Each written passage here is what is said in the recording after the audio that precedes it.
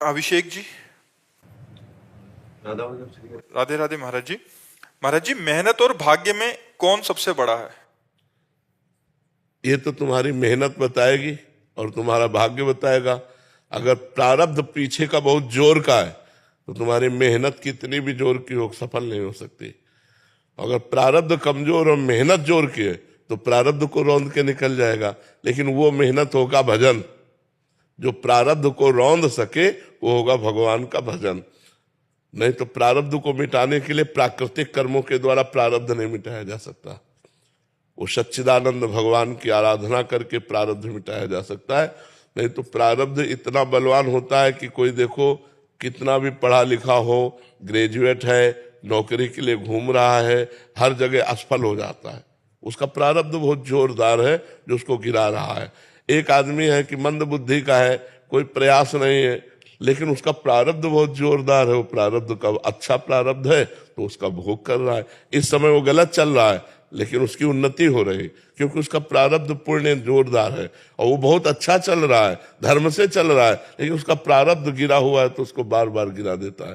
तो ऐसे प्रारब्ध को कंट्रोल करने के लिए तपस्या साधना, इसके सिवा नहीं हो सकता। अगर हम भगवान के लिए अपना जीवन अर्पित करके नाम जप करें तो प्रारब्ध बदल सकता है, या प्रारब्ध रहते हुए भी हम उन्नति को प्राप्त हो सकते हैं।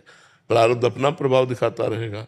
जैसे दोनों किडनी फेल है लेकिन हमें आनंद है क्योंकि हम भगवान की शरण में हैं, भगवान का नाम जप करते हैं, तो हमें कोई इसकी चिंता नहीं। तो हमारी जो आर्थिक व्यवस्था चाहिए वो भी हो रही है, जो परमार्थिक चाहिए वो भी हो रही, तो हमें कोई चिंता नहीं है।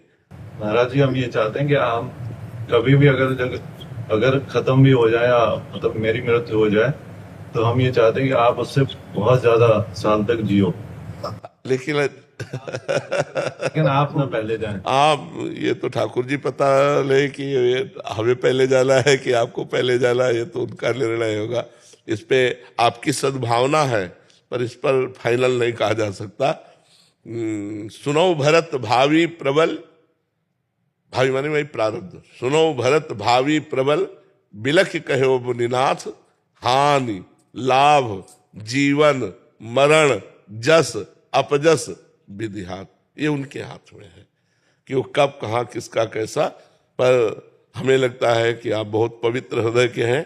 जो इस समय लाभ लेना उसे ले लो, जो उपदेश सुन रहे हो उसके अनुसार अपने आचरण बनाओ और नाम जप करो और निकल चलो इस असत संसार से भगवान के चरणों की तरफ बढ़ो आगे ना। हाँ, संत संग का यही फल है कि संसार का असत संग त्याग करके भगवान की प्राप्ति कर ली जाए। साधु समागम का यही फल है कि हमें भगवान प्यारे लगने लगे, उनका नाम प्रिय लगने लगे, गंदे आचरणों से घृणा होने लगे, तो समझो संत समागम हुआ है। तो बड़ा सुंदर भाव आपका है, इस भाव का लाभ लो, भगवान का नाम जप करो और जीवन को पवित्र बना लो। जीवन को अपवित्र ना होने पावे, कलंकित ना होने पावे, कोई ऐसे गंदे कार्य न हो जिससे खुद जलो और अपने प्रियजनों को जलना पड़े। ऐसे आचरण करो कि आप सुखी रहो और आपके संबंधी भी सुखी रहे।